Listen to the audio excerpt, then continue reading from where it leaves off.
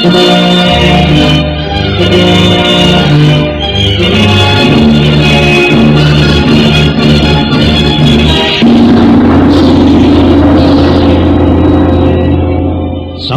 Cerita mempersembahkan Sabda Pandita Ratu. Sabda Pandita Ratu, naskah ditulis oleh Ondra Swasti Langit, diolah oleh Agus Nur Ismail, teknik dan montase Ibing Arifin, dengan sutradara Dian Pertiwi. Sabda Pandita Ratu kali ini mengetengahkan episode keempat dengan judul Singa Liar Padang Karautan. Dalam seri yang ke-91 ini, dengan para pemain Bambang Jeger sebagai Kebo Dampit, Petrus Urspon sebagai Rudro Bondo, Idris Apandi sebagai Tumenggung Yuda Paksa, Ferry Fadli sebagai Kamaswara, M. Abud sebagai Ken Arok, dan pembawa cerita Asdi Suhastra. Kamaswara tersentak kaget ketika Ken Arok mengatakan bahwa dia memberi nama Mahesa Suci. Pikirannya kembali terbayang ketika dia berada di Goa Kambang Ayun. Pada saat itu pun, Rakai Walengpu Kumbayoni memberikan nama yang sama seperti yang dikatakan Ken Arok. Ditatapnya kembali wajah Ken Arok sambil menarik napas panjang. Ada apa, Kamaswara? Sepertinya kau terkejut ketika aku menyebutkan nama Mahesa Suci. Apakah kau tidak suka dengan nama yang kuberikan itu? Tidak. Aku suka sekali. Aku hanya teringat dengan seseorang ketika kau menyebutkan nama itu. Apakah kau pernah mengenal nama itu?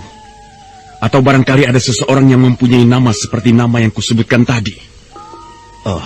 Tidak. Aku hanya merasa pernah mengenal nama itu. Tapi entah kapan aku pernah tahu. Sudahlah, Ken Arok. Lupakan. Terima kasih atas nama yang kau berikan ini. Ya, pakailah nama itu kalau kau suka. Sebenarnya aku sendiri tidak mengerti kenapa tiba-tiba aku ingin memberikan nama itu kepadamu. Dan nama itu pun sebenarnya hadir di dalam benakku secara tidak sengaja. Mungkin itu sebuah wangsit, Ken Arok. Ya, mungkin juga demikian. Bagaimana sekarang? Apakah kau bersedia menjagaku? Taparagaku tinggal beberapa hari lagi, dan aku harus menyelesaikannya dengan tenang. Iya, aku bersedia menjagamu. Teruskanlah taparagamu dengan tenang. Aku akan menjagamu sampai kau selesai melakukannya. Terima kasih, Kamaswara. Malam ini juga aku akan melanjutkan tapaku. Iya, silakan, Ken Arok. Aku jadi semakin yakin bahwa Ken Arok adalah titisan Rakai Walengpu Kumbayoni. Sementara itu di tempat kediaman Tumenggung Yuda Paksa, dia baru saja menerima kehadiran dua orang senopati bawahannya. Kedua orang senopati itu adalah Senopati Kebo Dampit dan Senopati Rudro Bondo.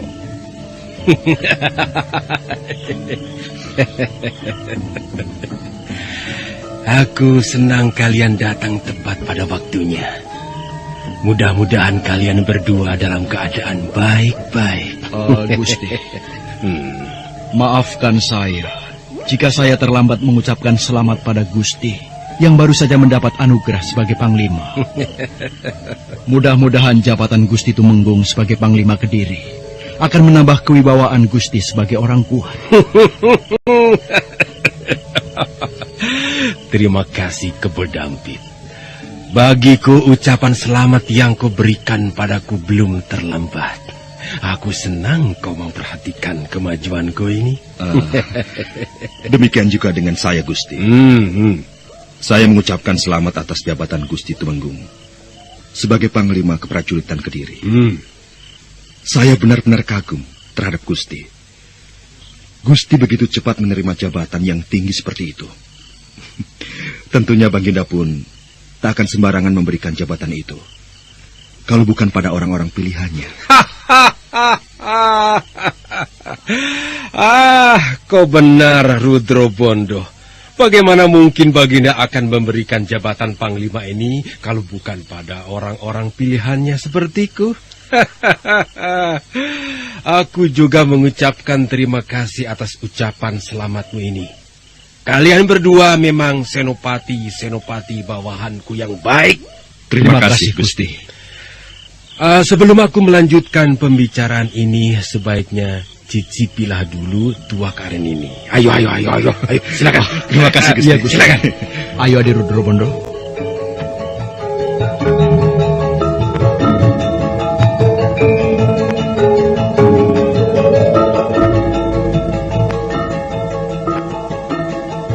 Dengan hati bangga, Tumenggung Yudapaksa segera meneguk minuman tuak aren. Begitu juga dengan dua orang senopati bawahannya itu.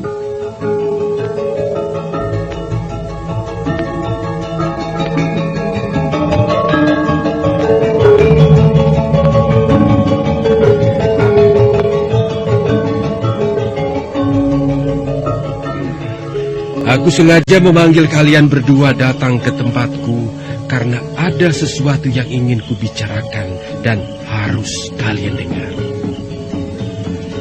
Setelah aku diangkat menjadi Panglima Perang Kediri, aku mendapat 3 perintah dari Sri Baginda. Pertama, aku harus menangkap beberapa orang penunggang kuda tidak dikenal yang telah membuat kerusuhan. Dan biang keladi yang ada di Ganter harus ditumpas. Iya. Dan perintah yang kedua, aku harus menangkap Tumenggung Murti Wandawa hidup atau mati. Dan bukan dia saja, keluarganya pun harus segera ditumpas. Aku telah menemukan jejak di mana Tumenggung Murti Wandawa berada. Bagus sekali, Gusti. Dengan demikian kita tidak terlalu sulit untuk membeku orang itu. Iya. Dan tugas yang ketiga. Iya, Gusti. Aku harus menangkap orang yang mengatakan dirinya sebagai kekasih dewa-dewa. Siapakah orang itu, Gusti? Aku tidak tahu siapa nama orang itu. Yang jelas sekarang ia berada di Padang Karautan. Baginda marah sekali terhadap orang ini. Beliau memintaku untuk menyeret ke hadapannya hidup atau mati. Nah, bagaimana sekarang pendapat kalian? Senopati Kebo Dampit dan Senopati Rudro Bondo diam sesaat lamanya setelah Tumenggung Yudapaksa meminta pendapatnya. Sambil menarik napas, Senopati Rudro Bondo membetulkan letak duduknya. Maaf, Gusti Tumenggung. Saya sedikit bertanya tentang orang yang mengaku sebagai kekasih dewa-dewa itu. Menurut Gusti, apakah Gusti sudah mendapat gambaran yang jelas tentang orang itu? Yo, aku sendiri belum tahu siapa orang itu. Tetapi yang jelas Sri Baginda telah memberikan sedikit bagaimana orang itu. Apakah kau sendiri sudah mendengar tentang pemuda itu? Saya juga masih samar, Gusti. Tetapi ketika saya singgah di sebuah desa, saat saya kembali dari desa Donosari, saya mendengar orang-orang sering menyebut nama orang itu. Jadi kau sudah mendengar siapa nama orang itu? Iya, tapi entahlah mengenai kebenarannya. Entah itu nama asli pemuda itu, atau sekedar julukannya saja. Menurut yang saya dengar, kalau tidak salah orang-orang menyebutnya singa liar. Singa liar? Benar, Gusti Tumenggung. Aneh sekali. Kenapa orang-orang menyebut pemuda aneh Padang Karautan itu singa liar? Aku rasa itu bukan nama yang sebenarnya. Saya rasa juga demikian, Gusti Tumenggung. Lalu siapa nama pemuda itu yang sebenarnya? Saya lihat orang-orang tidak ada yang tahu, Gusti. Karena orang-orang desa yang dekat dengan Padang Karautan itu tidak ada yang berani datang ke tempat itu. Aku jadi penasaran ingin tahu lebih jelas tentang pemuda itu. Sulit, Gusti. Seperti yang saya katakan tadi, warga desa yang dekat dengan Padang Karautan saja tidak ada yang berani mendekat. Bagaimana mungkin kita bisa mengetahuinya lebih jelas? Tetapi menurut dugaan saya, pemuda itu memang bagai mendapat anugerah dewa-dewa. Hati-hati bicaramu, Senopati Rudrobondo. Kalau si Baginda dengar, beliau pasti akan marah kepadamu, dan kau pasti akan mendapat hukumannya. Maafkan saya, Gusti. Bukan maksud saya ingin membesarkan cerita tentang pemuda itu. Lalu apa maksudmu mengatakan bahwa pemuda itu seolah-olah bagai mendapat anugerah dari para dewa? Apakah kau sendiri sudah melihat bagaimana sesungguhnya pemuda itu, ha? Iya, sebenarnya saya melihat bagaimana kehebatan pemuda Padang Karotan itu. Tetapi saya hanya dapat melihat pemuda itu dari jarak yang cukup jauh, Gusti. Dari jarak yang cukup jauh? Benar, Gusti. Apakah kau pun takut mendekati pemuda itu? Iya, Gusti Tumenggung. Saya memang takut untuk mendekatinya.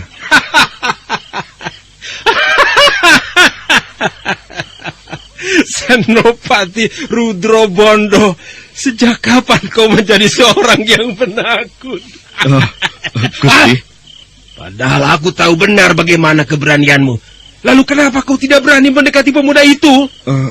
Saya melihat sesuatu yang tidak wajar dari pemuda itu, Gusti. Apa yang kau lihat? Saya melihat sebuah cahaya benderang bagaikan api menyelimuti tubuh pemuda itu. Padahal saat itu adalah malam hari. Oh, Gusti, saya benar-benar kagum dengan pemuda itu. Dan yang lebih mengherankan lagi, pemuda itu bertapa di antara tulang belulang yang berserakan, Gusti. Sampai-sampai saya berpikir, bagaimana sebenarnya kehebatan pemuda itu. Lalu hanya karena itukah kau tidak berani mendekati pemuda itu, begitu? Benar, Gusti. Begitu? Benar. Kalau Gusti Tumenggung melihatnya sendiri, saya rasa Gusti pun akan mengalami apa yang saya alami, Gusti. Rudrobondo, jaga mulutmu. Ya, Gusti. Sekali lagi, jaga.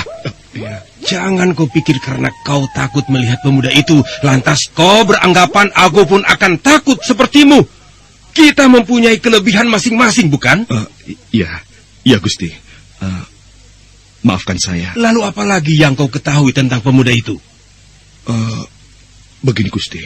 Ya. Waktu itu pun saya sebenarnya sangat penasaran sekali terhadap pemuda itu. Kemudian pada siang harinya, saya kembali mengintip pemuda itu. Dan benar dugaan saya, Gusti. Singa liar itu masih menunjukkan kehebatannya yang lebih mengagumkan. Tubuhnya tiba-tiba diselubungi oleh api yang berkobar-kobar, Gusti. Apakah yang kau lihat itu bukan sekedar tatapan matamu saja yang salah lihat? Tidak, Gusti, tidak. Saya benar-benar melihat pemuda itu diselubungi api yang besar.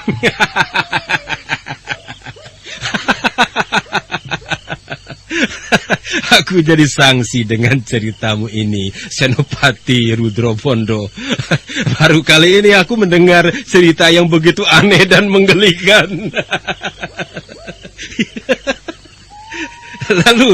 Lalu bagaimana menurut pendapatmu, Senopati Kebo Dampit? Ampun, Gusti Tumenggung. Baiklah, mudah-mudahan saja apa yang kau katakan itu benar. Tetapi yang jelas aku tidak peduli dengan semua itu. Karena tugasku adalah menyeret pemuda itu ke hadapan Sri Baginda Kertajaya. Apakah kalian sanggup membantuku untuk menyeret pemuda itu? Ampun, Gusti Tumenggung. Untuk menyeret orang seperti singa liar Padang Karautan itu, kita membutuhkan persiapan yang matang. Kita tidak bisa menyeretnya begitu saja, Gusti. Pemuda itu cukup berbahaya sekali, Gusti Tumenggung. Baik.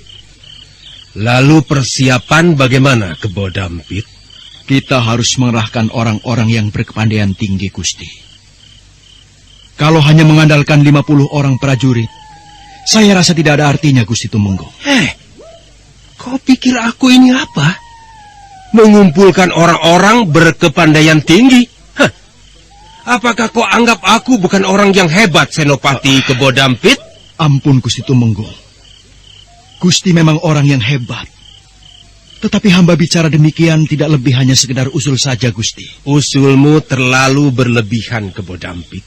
Aku sudah cukup lama menyandang jabatan Tumenggung, dan Baginda tidak sembarangan menunjukku sebagai orang kepercayaannya. Nah, Bukankah dengan begitu aku pun tidak bisa dianggap remeh oleh orang itu dan juga oleh kalian berdua? Maafkanlah kata-kata kami ini, Gusti. Kami memang terlalu memandang sebelah mata terhadap orang yang pantas kami kagumi. Saya sebenarnya percaya terhadap kehebatan Gusti Tumenggung. Dan juga benar apa yang Gusti katakan tadi. Baginda memang tidak sembarang pilih terhadap orang yang dipercayakan. Tetapi Gusti, apakah salah kalau kita pun harus waspada dan hati-hati jika ingin menyeret orang itu?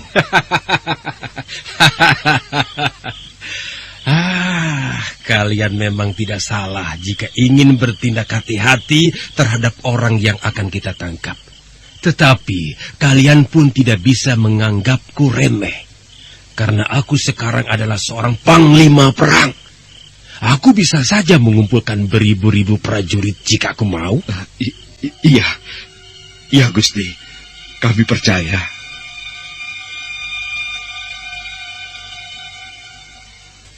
Saat ketiganya masih sedang berbicara, tiba-tiba dari arah depan pintu muncul dua orang berkuda memasuki halaman rumah Tumenggung Yuda Paksa. Ada yang datang. Siapa mereka? Setelah menghaturkan sembah, kedua orang itu pun segera duduk bersila di hadapan Tumenggung Yuda Paksa. Senopati Rudra Bondo dan Senopati Kebo Dampit hanya bisa saling pandang. Mana dengan tugasmu? Saya telah melakukannya dengan baik, Gusti Tumenggung. Bagus. Kedatangan saya malam ini menghadap Gusti Tumenggung di samping ingin melaporkan tugas saya. Tetapi saya pun menghadapkan seorang kawan dari kesatuan yang sama, Gusti. Dia baru saja datang dari Ganter, Gusti. Dari desa Ganter? Iya, Gusti. Mengenai kelompok yang akan Gusti perintahkan menyerbu ke timur Padang Karautan, telah saya siapkan, Gusti. Para prajurit itu sekarang berada di tempat saya, dan saya menunggu kehadiran Gusti Tumenggung di sana. Bagus. Aku akan hadir di tempatmu nanti setelah urusanku ini selesai. Dan kau bagaimana, prajurit Telik Sandi? Ampun, Gusti. Baiklah, sebelum saya bicara lebih lanjut, saya akan memperkenalkan nama sandi saya, yaitu Penari Topeng. Penari Topeng? Ya, lanjutkanlah bicaramu. Baik, Gusti Tumenggung. Sebelum saya datang kemari, saya telah menghadap Sri Baginda Kertajaya. Atas perintah Sri Baginda lah, saya menghadap pada Gusti Tumenggung. Baiklah. Saya akan menyampaikan berita yang saya bawa ini. Tetapi, Gusti, saya hanya ingin bicara empat mata saja. Kenapa harus demikian? Karena itu keinginan saya, Gusti. Saya memang tidak mau ada orang lain yang tahu. Apalagi, saya baru saja datang dari Ganter, Gusti. Apakah kau takut ada di antara mereka yang berkhianat? Setidak-tidaknya begitu, Gusti. Kau boleh saja mencurigai orang lain, tetapi untuk orang-orang kepercayaanku ini, kau tidak boleh bersikap demikian. Mereka adalah pembantu-pembantuku yang terdekat dan mempunyai jabatan senopati. Jadi untuk apa kau mencurigainya? Ampun, Gusti Tumenggung. Gusti jangan salah tanggap. Hamba ingin bicara empat mata dengan Gusti karena mempunyai pertimbangan-pertimbangan khusus. Dan hal ini semata-mata atas dasar tugas yang saya emban, Gusti. Saya harap Gusti Tumenggung memahami maksud saya. Aku mengerti. Tetapi seperti yang kukatakan tadi, mereka tidak akan berbuat apa-apa karena mereka masih orang-orang kita. Sudahlah, Telik Sandi. Kau tidak perlu khawatir. Aku yang bertanggung jawab jika ada di antara kita yang macam-macam mengenai laporanmu ini. Nah, di antara para pemberontak itu. Ya. Dan dia telah mendapatkan kabar bahwa di antara kita ada seorang Telik Sandi yang menyamar sebagai pejabat kerajaan. Menyusup sebagai pejabat kerajaan? Iya. Apa jabatan Telik Sandi musuh itu? Saya tidak tahu, Gusti. Mungkin ia menjabat senopati, atau mungkin juga menjabat Tumenggung. Orang ini sangat berbahaya sekali, Gusti. Karena dia mempunyai jaringan yang cukup luas dan sangat rapi. Kurang ajar. Jadi selama ini diam-diam di antara kita ada musuh dalam selimut? Pantas kau ingin bicara empat mata denganku. Teruskanlah bicaramu, Telik Sandi. Ya, Gusti. Menurut laporan yang saya dapatkan, Telik Sandi musuh itu mempunyai nama Sandi Lintang Panjer Sore. Lintang Panjer Sore. Keparat! Aku memang paling tidak suka jika di antara kita ada musuh yang menyelusup. Apalagi dia mempunyai jabatan penting. Telik Sandi, apakah kau tahu siapa nama asli dari Telik Sandi musuh itu? Inilah yang disayangkan, Gusti. Seandainya saja saya tahu, mungkin saya sudah melaporkan pada Gusti. Dan tentunya orang itu akan mudah kita tangkap, Gusti. Jadi kau tidak mengetahui nama orang itu? Iya, Gusti. Pengkhianat. Kalau saja orang itu tertangkap oleh tanganku sendiri, maka orang itu jangan harap akan dengan mudah selamat begitu saja. Akan kubenamkan kerisku ini di dalam perutnya.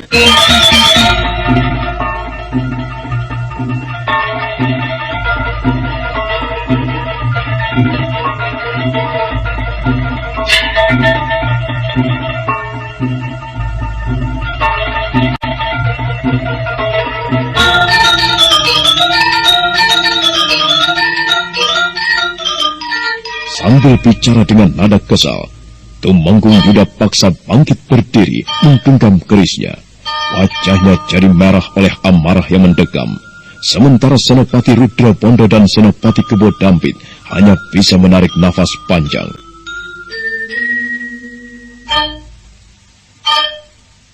Lalu apalagi yang kau ketahui tentang musuh-musuh kita itu, Telik Sandi? Saya tidak mengetahui apa-apa lagi, Gusti Tumenggung. Apakah ada pesan dari Sri Baginda Kertajaya? Ada, Gusti. Gusti Tumenggung diminta untuk melacak Telik Sandi musuh itu. Dan kalau perlu, harus segera ditangkap. Iya, aku memang akan segera menangkap Telik Sandi musuh itu. Manusia itu cukup berbahaya untuk ketenangan kerajaan. Telik Sandi, ya, seandainya kau kembali menghadap Sri Baginda, katakan kepada beliau aku terima perintah itu. Iya, Gusti Tumenggung. Gusti, kalau begitu kami berdua segera mohon diri, karena sudah tak ada lagi yang harus saya sampaikan. Benar, Gusti. Karena kami masih mempunyai tugas lain yang harus kami selesaikan. Baiklah, kalau memang tidak ada lagi yang kalian sampaikan. Maaf, Gusti. Kami menunggu kehadiran Gusti di sana. Iya, aku akan segera datang setelah urusanku selesai. Kalian berdua telah mendengarnya sendiri, bukan? Bahwa di antara para pejabat istana ternyata diam-diam ada seorang Telik Sandi musuh. Dan aku tidak tahu apakah di antara kita ada orang yang kumaksudkan. Apakah Gusti Tumenggung mencurigai kami? Mencurigai seseorang aku rasa wajar saja. Tetapi kalau memang kita tidak merasa bahwa kita adalah musuh dalam selimut, kita tidak perlu marah. Dan justru kita harus menunjukkan bahwa kita memang bukan seorang musuh. Tapi Gusti, walaupun begitu, kami jadi merasa agak risih jika dicurigai. Padahal selama ini, kami mengabdi pada kerajaan dengan segenap jiwa raga kami. Sudahlah, aku tidak membutuhkan perdebatan yang tidak perlu. Kalau memang kalian bukan musuh atau Telik Sandi musuh, aku rasa tidak perlu mempersoalkan tentang kecurigaanku ini. Yang aku butuhkan sekarang, bagaimana dengan pendapat kalian tentang Telik Sandi musuh itu? Bagaimana pendapatmu, Senopati Rudra Bondo? Telik Sandi itu memang sangat berbahaya sekali bagi kita. Kalau saja orang itu tidak segera kita tangkap, maka setiap rencana kita pasti diketahuinya. Dan musuh akan mudah menjegalnya. Iya. Lalu siapa orang yang kau curigai itu, Rudra Bondo? Saya tidak bisa menerkanya sembarang, Gusti. Orang itu, apalagi musuh yang kita hadapi ini, mempunyai jabatan penting di istana. Akan sangat sulit sekali bagi kita. Tentunya, dia sangat pandai menyembunyikan wajah liciknya. Iya. Dan kau bagaimana, Kebo Dampit? Saya pun sama seperti Rudra Bondo. Saya tidak bisa menerka siapa orang itu. Saya hanya bisa berpikir, pantas Selama ini penyerbuan-penyerbuan yang dilakukan musuh dapat dengan mudah dilakukan begitu saja. Ternyata di balik itu semua, ada musuh yang menduduki kunci benteng pertahanan kita. Ya, saya rasa di kota Raja Kediri pun banyak para telik sandi musuh yang berkeliaran, Gusti Tumenggung. Bagaimana mungkin tidak? Bukankah salah seorang dari musuh menjabat kedudukan penting? Iya, kau benar, Senang. Kalau kita mau menelaah lebih jauh, saya rasa keadaan kita ini sebenarnya mulai dikuasai musuh. Mereka tidak akan bertindak sembarangan jika belum mempunyai waktu yang tepat. Menurut hemat saya, Gusti Tumenggung, sebaiknya kita harus cepat-cepat bertindak sebelum mereka duluan yang bertindak. Bertindak? Maksudmu bertindak menyingkirkan para musuh dalam selimut? Benar, Gusti. Kalau kita tidak bertindak lebih dulu, maka keadaan kita tidak bisa dijamin akan baik, Gusti. Aku memang harus memikirkan lebih jauh. Bagaimana aku harus bertindak untuk menyingkirkan mereka. Tapi aku tidak bisa bekerja sendirian. Kalian pun harus kuserahi tugas. Ya. Kami akan menerima tugas yang diperintahkan, Gusti Tumenggung. Baiklah, baiklah. Kalau begitu sekarang saja kalian kuberikan tugas. Kau Senopati Rudro Bondo. Ya, Gusti. Aku mengangkatmu menjadi pimpinan pengawal istana. Tugasmu melakukan pengawalan atas keselamatan Sri Baginda. Apakah kau sanggup? Saya sanggup menjalankan perintah itu, Gusti Tumenggung. Dan saya akan melakukan tugas itu dengan sebaik-baiknya. Bagus. Kau memang tidak boleh sembarang dalam bertugas. Karena tugasmu ini menyangkut keselamatan Sri Baginda. Dan kau Senopati Kebodampit. Iya, Gusti. Aku rasa tugas ini memang sangat tepat jika kuberikan kepadamu. Dan tugas ini pun tidak kalah beratnya dengan tugas Senopati Rudro Bondo. Amankan kota raja. Tangkap orang-orang yang gerak-geriknya sangat mencurigakan. Terutama mata-mata musuh. Saya terima tugas ini, Gusti Tumenggung. Tetapi saya membutuhkan beberapa prajurit pilihan untuk membantu tugas saya ini, Gusti. Ya, pasukan yang selama ini kupegang akan kuserahkan kendalinya kepadamu. Pimpinlah mereka sesuai tugas yang kau lakukan. Dan kau harus ingat, kota raja harus benar-benar aman dari tangan-tangan musuh yang selalu membuat onar. Saya akan melaksanakan tugas itu sebaik-baiknya, Gusti Tumenggung. Bagus. Aku memang selalu menginginkan pekerjaan yang baik dari para senopati bawahanku. Nah, Kebodampit, sekarang kau pergilah temui Senopati Panji Bondan Senyari. Dia akan membantumu dalam mengamankan kota raja. Baik, Gusti. Saya akan segera menemui Senopati Panji Bondan Senyari. Dan kau Senopati Rudro Bondo. Ya, Gusti. Temui pimpinan pengawal istana. Senopati Gajah Lembongan sudah aku beritahu, dan dia akan segera menyerahkan pimpinan pengawal istana raja itu kepadamu. Baik, Gusti. Saya pun akan segera menemui Sen Gajah Lembongan. Iya, kerjakanlah tugas kalian dengan baik. Dan aku percaya pada kalian berdua bahwa kalian dapat bertugas sesuai dengan perintah yang kuberikan. Nah, sekarang cepatlah temui para senopati yang kutunjukkan tadi. Baik, Gusti. Kami permisi. Sambil membungkuk hormat, keduanya segera melangkah meninggalkan ruang pendopo Tumenggung Yudapaksa. Sementara Tumenggung Yudapaksa sendiri masih duduk di situ, sambil memandang kepergian dua senopati kepercayaannya itu.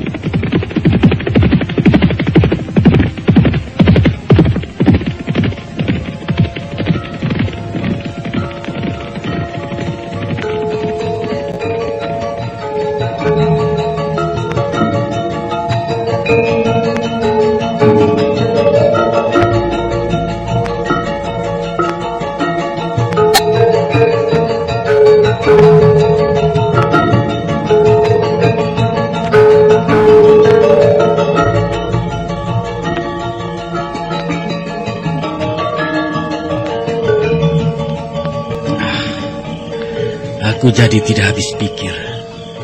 Bagaimana caranya musuh itu menyelusup ke istana, kemudian mempunyai jabatan penting di istana Kediri.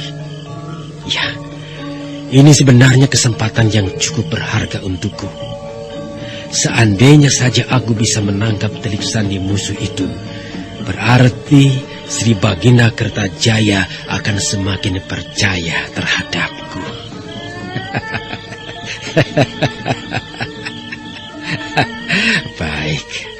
Baiklah. Aku akan menggunakan kesempatan baik ini untuk mencari nama di hadapan Sri Baginda. Dengan begitu, kepercayaan Sri Baginda akan semakin penuh diberikan kepadaku.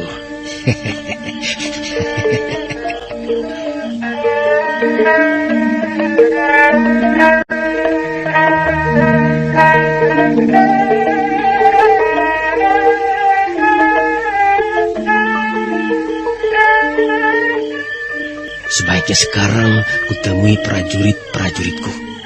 Mungkin mereka sudah cukup lama menunggu kehadiranku di sana. Ya, tugas yang pertama kulakukan ini adalah menangkap Tumenggung Murti Wandawa. Orang itu harus berhasil kutangkap dan kuhadapkan pada Sri Baginda.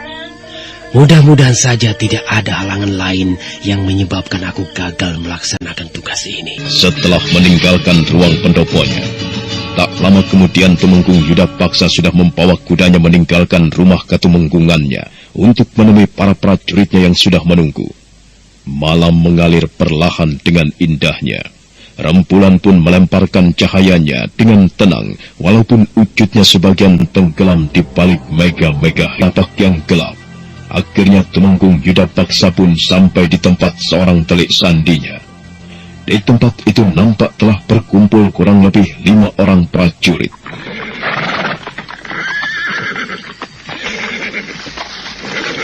Bagus kalian sudah berkumpul semua. Dengan begitu kalian sudah bisa melakukan tugas ini dengan baik.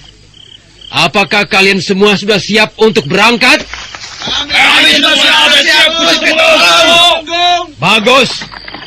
Kita memang akan segera berangkat. Dan tujuan kita adalah sebuah desa yang letaknya di sebelah timur Padang Karautan. Di sanalah Tumenggung Murti Wandawa bersembunyi. Kita akan segera menangkapnya bersama seluruh keluarganya. Tapi agar perjalanan yang kita tempuh ini tidak terlalu menyolok, maka aku akan memecah kalian menjadi 4 kelompok. Ada pertanyaan? Saya Gusti. Setelah kita berpencar, lalu kita akan berkumpul lagi di mana? Menjelang tengah hari besok, kalian semua sudah harus berkumpul di desa Watu Lawang. Di tempat itulah kita akan kembali mengatur siasat agar penangkapan Tumenggung Murti Wandawa ini berjalan dengan lancar. Nah, apakah sekarang kalian sudah jelas? Sudah, Gusti Tumenggung. Apakah masih ada pertanyaan? Semua para prajurit Kediri yang berkumpul di situ diam. Tak ada salah seorang pun di antara mereka yang ingin mengajukan pertanyaan. Setelah beberapa saat kemudian, kembali Tumenggung Yudapaksa berbicara. Baiklah. Kalau memang tidak ada pertanyaan yang ingin kalian ajukan, aku minta sekarang kalian memecah pasukan menjadi 4 kelompok. Siap. Serentak para prajurit Kediri segera memecah pasukannya menjadi 4 kelompok. Masing-masing di antara 4 kelompok pasukan itu dipimpin oleh seorang prajurit yang mempunyai pangkat sedikit lebih tinggi. Bagus. Sekarang berangkatlah. Ambil arah yang berbeda untuk kalian telusuri.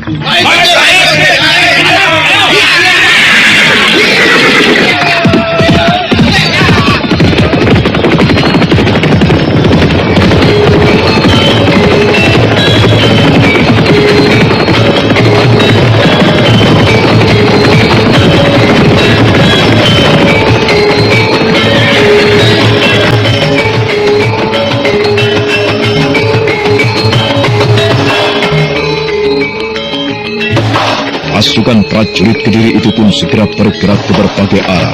Sementara Tumenggung Yudapaksa turut berkuda pada salah satu kelompok itu. Sementara itu di sebuah tempat, nampak seorang senopati Kediri tengah menunggu seseorang untuk dia temui. Kenapa Lintang Awan belum juga muncul? Berita ini harus segera sampai di sana. Kalau saja terlambat, maka hal ini akan sangat berbahaya sekali. Tetapi tak lama kemudian dari arah lain muncul seseorang menghadap Senopati ini. Orang itu pun segera menghaturkan sembah sebelum berbicara. Maafkan saya, Tuan Senopati. Kedatangan saya agak terlambat. Hampir saja aku meninggalkan tempat ini. Sudahlah, tidak apa-apa. Lintang Awan. Iya. Sekali lagi, jangan kau panggil aku dengan sebutan Senopati. Panggil aku dengan nama sandiku. Baik, Lintang Panjer Sore. Lalu tugas apa yang harus aku lakukan untukmu? Malam ini juga, kau harus pergi ke sebelah timur Padang Karautan. Di sanalah Tumenggung Murtiwandawa berada.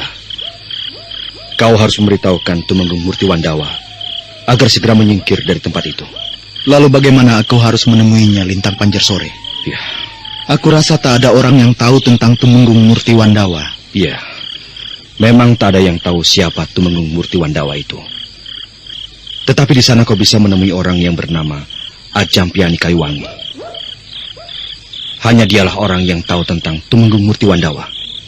Nah, sekarang cepatlah berangkat sebelum terlambat. Baiklah, kalau begitu aku permisi. Kehadiran Biku Dewa Hastu, Ajampiani Kayuwangi, nampak senang sekali menerima kehadiran temannya ini.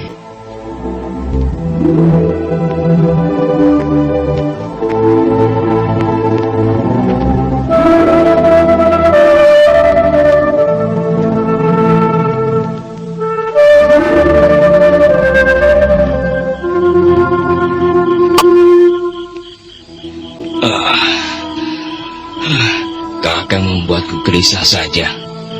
Sudah beberapa hari ini aku selalu menunggu kehadiranmu, Kakang.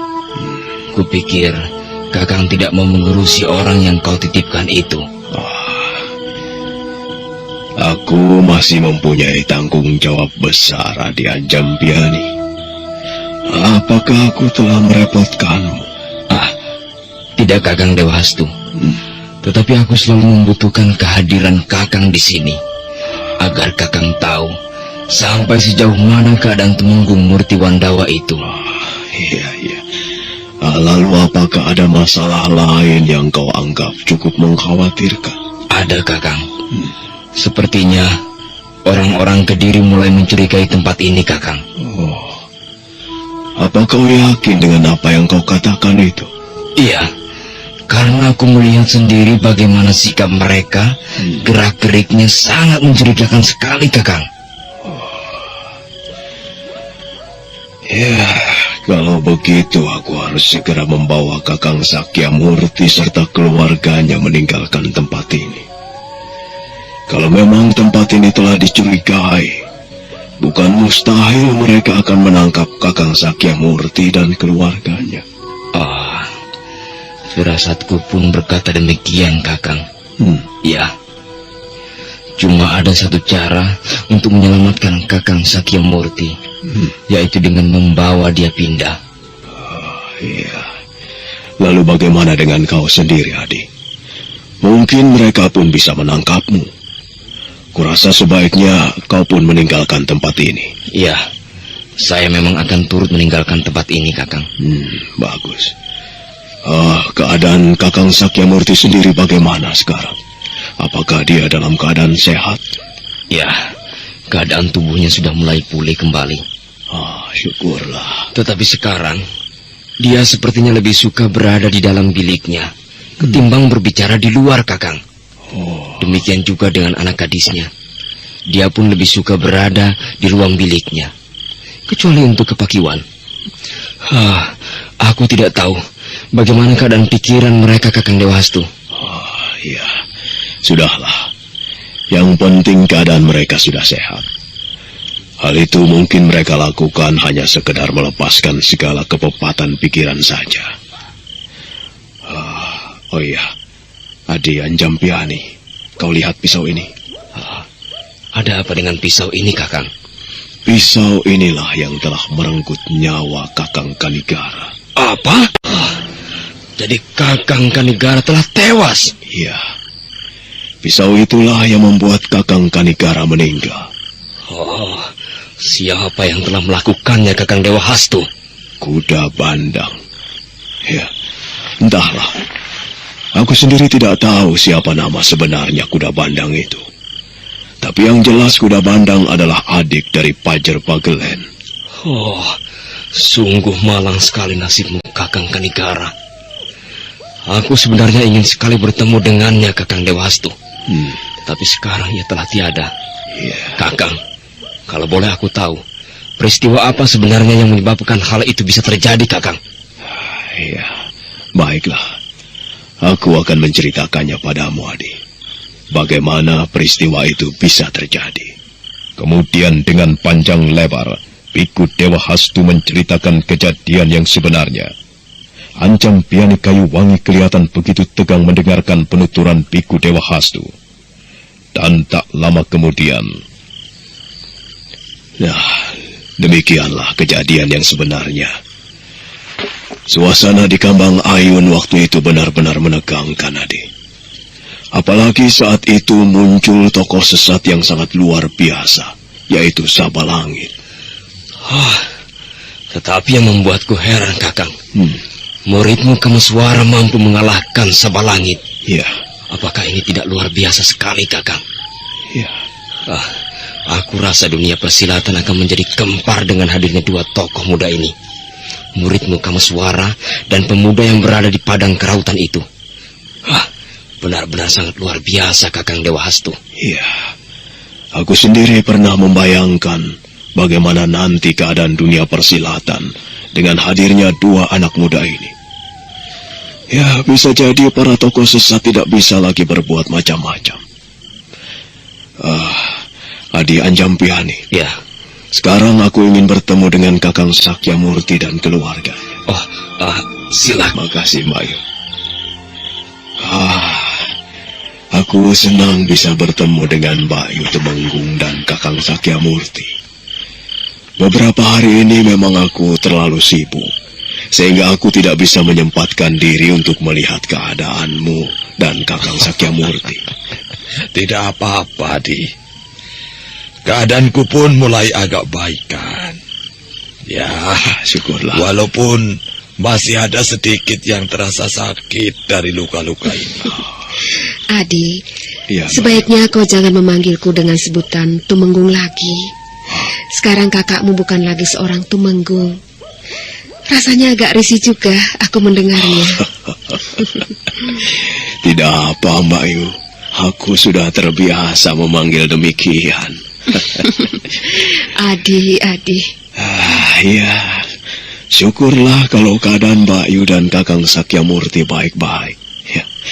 Mudah-mudahan setelah keadaannya benar-benar pulih, Kakang bisa melanjutkan langkah ke arah yang lebih baik lagi. Jalan kita masih panjang, Kakang. Rasanya tak ada lagi yang bisa kuperbuat, Di. Aku sekarang seakan-akan telah ditelan rasa putus asa yang sangat dalam. Tidak, Kakang, tidak. Kakang tidak boleh putus asa. Hal itu hanya akan menyebabkan pikiran kita menjadi picik. Masih banyak langkah yang bisa Kakang tapaki di jalan kebaikan, Kak. Entahlah, Di. Rasanya aku sekarang benar-benar putus asa. Semua yang akan kulakukan seolah-olah sudah terlambat. Tak ada waktu terlambat, Kakang. Mulailah dari sekarang, Kakang mengubur masa silam yang buruk. Jangan jadikan kendala masa silam buruk Kakang itu untuk mencapai yang lebih baik, Kang. Aku ini bingung, Di. Sekalipun hati kecilku ingin sekali merubah sikap-sikap burukku. Tetapi apakah mungkin itu dapat kulakukan? Kenapa tidak, Kang? Kalau Kakang mempunyai niat, apapun dapat kita lakukan. Aku sangat bersyukur sekali kalau Kakang mau melangkah ke jalan yang baik. Tapi, Di... Sakyamurti menundukkan wajahnya, sementara kedua tangannya mendekap kepalanya. Sepertinya ada sesuatu yang masih mengganggu pikirannya. Dan hal itu tidak bisa dia singkirkan dari benaknya begitu saja. Warapalupi, anak itu seolah-olah begitu benci padaku. Tatapan matanya seakan-akan menikam jantungku. Begitu perih dan terasa sekali ada dendam yang mendekam di dalamnya. Aku menyesal kenapa harus membunuh orang yang dicintai anakku sendiri. Kenapa aku harus membunuh Narakupita? Warapalupi anakku, maafkanlah ayahmu yang jahat ini. Aku sekarang benar-benar telah berlumur dosa. Apakah mungkin orang kotor sepertiku masih bisa berbuat sesuatu? Sementara penyesalan datang tidak henti-hentinya menghantam pikiranku.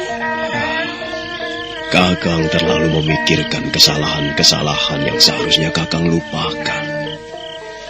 Kurasa wajar saja, Kang. Jika manusia berbuat dosa, tapi kemudian menyadarinya, dia harus merubahnya dan melupakan semua itu. Justru dari perbuatan salah kita itulah kita bisa mengambil hikmahnya, Kang. Kakang Sakyamurti, aku sangat berharap sekali Kakang bisa merubah dan melupakan semua masa silam buruk Kakang.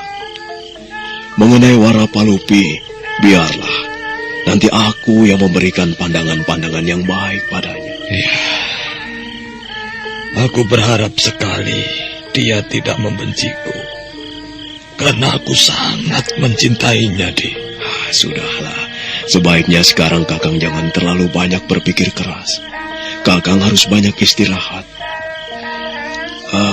Oh iya, lalu di mana sekarang Warapalupi? Dia ada di ruang biliknya Adi Dewa Hastu. Oh iya. Baiklah Mbak Yu, Kakang, aku akan menemui dia sekarang. Iya. Hastu segera mendorong daun pintu ruangan bilik Warapalupi. Saat itu Warapalupi tengah duduk termenung di bibir jendela, segera menoleh ke arah orang yang muncul di ruangan biliknya. Sesaat dia termangu melihat kehadiran Biku Dewa Hastu. Tapi setelah itu dia segera memeluk tubuh laki-laki tua itu. Paman Dewa Hastu, kapan Paman datang? Baru saja Warapalupi. Paman lihat tubuhmu semakin kurus saja. Iya. Beginilah keadaanku, Paman. Loh, kenapa? Sekarang hidupku seolah-olah tidak mempunyai arti lagi. Aku benar-benar bosan dengan segala apa yang kuhadapi sekarang. Semuanya terasa hambar dan tidak mempunyai arti apa-apa. Apakah semua itu karena kau terlalu membayangkan Narakupita? Aku tidak tahu, Paman. Setelah kematian Kang Mas Narakupita, aku seolah-olah kehilangan kendali. Aku begitu mencintainya, Paman Dewa Hastu. Ya. Sekarang aku benar-benar tidak mempunyai tujuan hidup lagi. Rasanya hidupku tak ada artinya. Aku ingin mati saja, Paman. Aduh, kau tidak boleh putus asa. Jalanmu masih panjang. Masih banyak yang dapat kau lakukan untuk mencapai kebahagiaan. Apakah kau tidak kasihan dengan bayi yang sedang kau kandung itu? Anak itu membutuhkan kasih sayang darimu. Kasih sayang dari seorang ibu yang baik. Kalau kau putus asa dengan hidup ini, bagaimana dengan anakmu nanti? Apakah kau pun akan membiarkan dia hidup menderita? Tetapi bagaimana saya harus menghadapinya, Paman? Sementara Kang Mas Narakupita sudah tidak ada. Iya. Dia mati di tangan ayahku sendiri. Apakah ini tidak menyakitkan, Paman? Iya. Paman mengerti, Nduk. Memang menyakitkan. Paman bisa membayangkan hal itu. Tapi apakah kau akan terus larut dalam kesedihanmu yang tidak habis-habisnya ini? Paman rasa tidak, bukan? Kau harus bisa melupakan kesedihan itu. Saya tidak bisa melupakannya, Paman. Bayangan Kakang Naragopita sudah menggurat di dalam benak saya. Sementara rasa sakit hati saya pada ayah seolah-olah mendekam di dalam hati. Apakah semua ini akan mudah saya lupakan begitu saja? Tidak, Paman. Dan rasanya tidak mungkin. Ya, memang loh. Melupakan sesuatu yang menyakitkan memang tidak mudah. Ya, tapi hendaknya kau harus tahu, manusia yang hidup di jagat ini tidak lepas dari cobaan dan ujian. Dan itu memang sudah menjadi garis hidup yang telah ditulis oleh Sang Pencipta. Kalau manusia yang mendapat ujian ini tidak bisa menerimanya dengan keikhlasan dan hati tabah, maka jangan harap manusia itu akan dapat menikmati kebahagiaan yang dicarinya. Seperti kau sekarang ini, Nduk. Peristiwa ini adalah cobaan untukmu. Kalau memang ini cobaan, kenapa harus saya yang mengalaminya, Paman? Nduk. Yang Maha Kuasa tidak memilih siapa orang yang akan diberi cobaan. Jangan kau pikir Paman pun tidak pernah mengalami cobaan yang pahit. Paman pun sama sepertimu. Pernah mengalami hal-hal yang seperti ini. Tetapi Paman menghadapi hal itu dengan hati yang ikhlas dan tabah. Karena semuanya berpulang pada Yang Kuasa. Kalau kau mau paham, hidup itu memang begini, Nduk. Dan kita harus hati-hati. Jangan sampai mau dipermainkan oleh perasaan sendiri. Nah, camkanlah baik-baik ini. Tidak mungkin selamanya kau harus begini. Ada masanya dan saatnya kau harus melupakan dan menerima ini semua. Percayalah pada Paman. Kalau kau mau tabah dan menerima ini semua, maka kau akan kembali menemukan dirimu semula.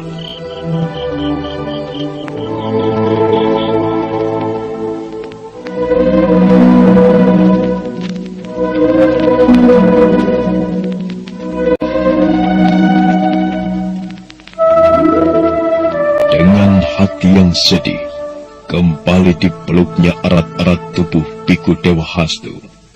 Warapalupi benar-benar ingin menumpahkan segala kepahitan itu pada pamannya. Tubuh Warapalupi sampai terguncang-guncang, menahan tangis yang seakan-akan ingin meledak. Sudah. Ayo, sudahlah, hapus air matamu. Ayo. Tidak ada gunanya kau menyesali semua yang sudah terjadi. Paman Dewa Hastu. Iya. Paman percaya kau bisa menerima ini semua dan juga bisa melupakannya. Malam terus merambat menapaki waktu. Lengkingan serangga malam perlahan lenyap di telan udara dingin. Tanpa terasa, sang fajar pun tergeletak di langit timur. Dan perlahan cahayanya merambat dari punggung-punggung bukit. Di pagi yang cerah itu, Biku Dewa Hastu mengajak Warapalupi menghirup udara segar. Warapalupi, apa kau masih menyimpan rasa dendam pada ayahmu? Entahlah, Paman. Apakah aku dendam pada ayah atau tidak? Atau aku membenci ayah atau tidak? Aku tidak tahu, Paman. Yang jelas, aku merasa kehilangan Kang Mas Naragopita akibat kejahatan ayah. Iya. Kang Mas Naragopita adalah laki-laki yang paling kucintai. Sebelumnya aku tidak menyangka kalau ayah akan berbuat demikian, Paman. Iya. Tapi sikapmu pada ayahmu seolah-olah kau menyimpan rasa dendam. Apakah kau tidak tahu ayahmu sangat terpukul atas sikapmu ini? Paman pikir aku pun tidak terpukul atas perbuatan ayah ini? Iya. Aku sangat terpukul sekali, Paman. Dan mungkin aku yang paling sakit hati daripada ayah. Iya. Aku sendiri tidak tahu bagaimana aku harus bersikap pada ayah. Setiap kali aku melihat wajah ayah, saat itu pula aku melihat kekejaman ayah membunuh Kang Mas Naragupita. Iya. Ayahmu memang telah berkubang lumpur dosa, Nduk. Tetapi kelihatannya ayahmu sekarang mulai menyadari kesalahannya. Apakah tak ada pintu maaf untuk orang tua kandungmu sendiri? Maaf? Ya. Begitu mudah sekali ayah mengharapkan kata maaf dariku. Apakah dia tidak melihat bagaimana hatiku yang hancur, Paman? Tangisku yang meledak karena kehilangan orang yang kucintai. Sungguh naif benar kedengarannya. Kata maaf dariku tidak bisa mengembalikan Kang Mas Naragupita padaku, Paman. Iya, memang tidak, Nduk. Tetapi kata-kata maaf darimu adalah obat bagi kesembuhan ayahmu. Dan itu sangat besar pengaruhnya. Nduk Warapalupi, ayahmu sekarang ini sedang sakit. Sakit di sekujur tubuhnya memang sudah sembuh. Tetapi sakit pada jiwanya justru semakin parah. Kau tahu, ayahmu sekarang seperti orang buta yang kehilangan tongkat. Dia tidak tahu bagaimana harus melangkah. Dan lebih dari itu, ayahmu sekarang benar-benar tidak mempunyai gairah hidup lagi. Semangat yang dulu dia miliki, sekarang benar-benar telah padam. Bahkan sama sekali lenyap dari dalam hatinya. Nah, apakah kau tidak merasa iba terhadapnya? Aku mengenal ayah sudah sejak dari kecil, Paman. Iya. Dia orang yang keras. Keras bagaikan batu padas. Jadi apa gunanya aku memberikan kata maaf padanya? Aku tidak melihat ayah membutuhkan ucapan itu, Paman. Kau jangan menyembunyikan kenyataan yang kau lihat. Kalau kau berkata begitu, artinya kau memang dendam terhadap ayahmu. Jangan, jangan, Nduk. Ayahmu benar-benar membutuhkanmu. Berpikirlah dengan hati yang jernih. Aku akan mengatakan yang sebenarnya. Ayahmu benar-benar menyesali perbuatannya. Maka maafkanlah kesalahan ayahmu itu. Paman Dewa Hastu.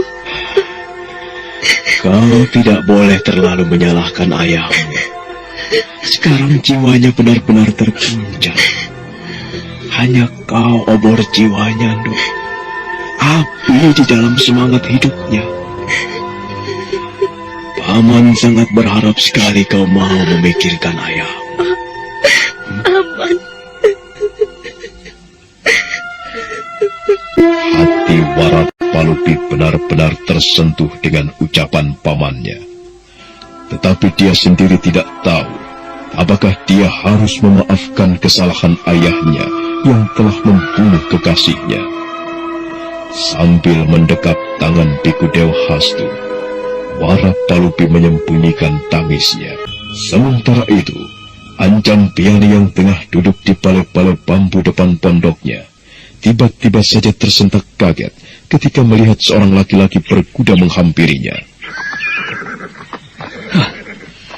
Siapa laki-laki ini? Apakah dia prajurit Kediri? Aku harus berhati-hati. Siapa tahu dia adalah trik sandi Kediri. Selamat pagi, Paman. Selamat pagi anak muda. Apakah ada yang bisa saya bantu? Iya, Paman. Saya mencari seseorang yang bernama Anjampiani. Anjampiani? Iya. Apa maksudmu mencari orang yang bernama Anjampiani itu, anak muda? Sepertinya Paman mencurigai saya. Tenang, Paman. Paman tidak perlu berprasangka buruk terhadap saya. Apakah Paman yang bernama Anjampiani? Iya.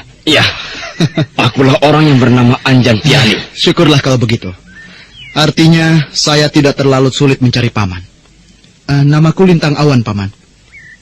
Lintang Awan? Iya. Hah, apakah kau seorang telik sandi? Benar, paman. Aku memang seorang telik sandi. Oh, lalu apa keperluanmu datang kemari? Sebelum saya menjawab pertanyaan paman, apakah Tumenggung Murtiwandawa ada di sini, paman? Hah, apa perlunya kau menanyakan tentang Tumenggung Murtiwandawa? Cara bicaramu sangat mencurigakan sekali, anak muda. Jangan-jangan kau adalah telik sandi Kediri. Paman sepertinya masih kurang percaya terhadap saya. Apakah itu salah, anak muda? Jika aku mencurigaimu, katakan saja. Apa keperluanmu datang ke tempat ini, anak muda? Aku tidak ingin kita saling salah paham. Baiklah. Saya tak akan marah, walaupun paman tidak menjelaskan tentang Tumenggung Murtiwandawa. Ya, semua itu paman lakukan karena paman melindungi keselamatan Gusti Tumenggung. Sudahlah, anak muda. Tidak perlu berbasa-basi. Jelaskan saja apa keperluanmu datang kemari. Baik, paman. Saya mendapat perintah dari seseorang yang menaruh simpati pada Tumenggung Murtiwandawa atas peristiwa yang menimpanya, paman. Orang itu mengatakan bahwa Tumenggung Yudapaksa beserta 50 orang prajuritnya tengah menuju kemari. Mereka semua ingin menangkap Tumenggung Murtiwandawa beserta keluarganya, paman. Tiba-tiba saja wajah Anjang Piani menjadi tegang mendengar kata-kata Lintang Awan. Hatinya mendadak berdebar. Tetapi dia pun segera bersikap baik pada Lintang Awan. Ditatapnya kembali dalam-dalam wajah anak muda yang berada di hadapannya itu. Hah, benarkah apa yang kau katakan itu, anak muda? Untuk apa saya bicara dusta, sementara saya mengemban tugas mulia, paman? Baiklah. Terima kasih atas pemberitahuanmu ini, anak muda. Kalau boleh aku tahu, siapakah orang yang berbaik hati itu, sehingga ia begitu simpati pada musibah Tumenggung Murtiwandawa? Saya tidak boleh memberitahukan nama orang itu yang sebenarnya, paman. Tetapi nama sandinya adalah Lintang Panjersore. Oh, Lintang Panjersore? Betul, paman. Kalau begitu sampaikanlah rasa terima kasihku ini padanya, anak muda. Lalu menurutmu, kapan para prajurit Kediri itu akan sampai ke tempatku ini? Mungkin pada tengah hari nanti mereka akan segera sampai di sini. Sebaiknya paman dan Tumenggung Murtiwandawa meninggalkan pondok ini sebelum terlambat, paman. Ya, aku memang harus segera bersiap-siap, anak muda. Anak muda, ya, paman. Sampaikan saja salamku pada Lintang Panjersore dan juga salam Tumenggung Murtiwandawa padanya. Saya akan menyampaikannya, paman. Kalau begitu, saya segera mohon pamit. Mari, paman.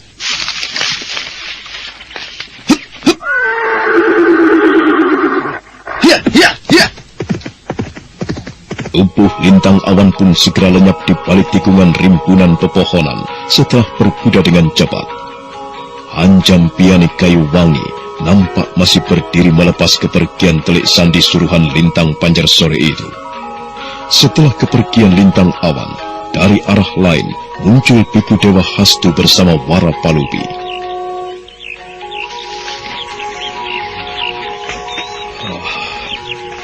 Sepertinya ada seseorang yang datang kemari, Adi Anjang Piani. Iya, Kakang. Dia telik sandi dari Kediri. Telik sandi dari Kediri? Iya, Kakang. Lalu apa keperluan telik sandi itu datang kemari? Dia memberitahukan bahwa beberapa prajurit Kediri akan datang menyerbu kemari, Kakang. Pasukan prajurit itu dipimpin langsung oleh Tumenggung Yudapaksa. Untunglah ada seseorang yang memberitahukan hal ini. Iya, Kakang. Kalau tidak, mungkin kita tidak mempunyai kesempatan untuk menyelamatkan Kakang Sakyamurti. Tapi Kakang, aku sangat heran. Kenapa di Kediri masih ada orang yang simpati terhadap Tumenggung Murtiwandawa, Kakang? Ya, aku rasa wajar saja, Adi. Tumenggung Murtiwandawa toh orang yang mempunyai banyak teman. Apalagi dengan tindakannya itu, kurasa wajar saja kalau beberapa orang merasa bersimpati terhadapnya. Diam-diam merasa kagum pada Tumenggung Murtiwandawa. Dia tidak menyangka orang seperti Sakyamurti masih saja mendapat simpati dari beberapa orang di Kediri. Nah, Saudara pendengar, bagaimanakah kisah selanjutnya? Untuk mengetahui jawabannya, nantikanlah kelanjutan kisah ini dalam seri berikutnya. Sampai jumpa.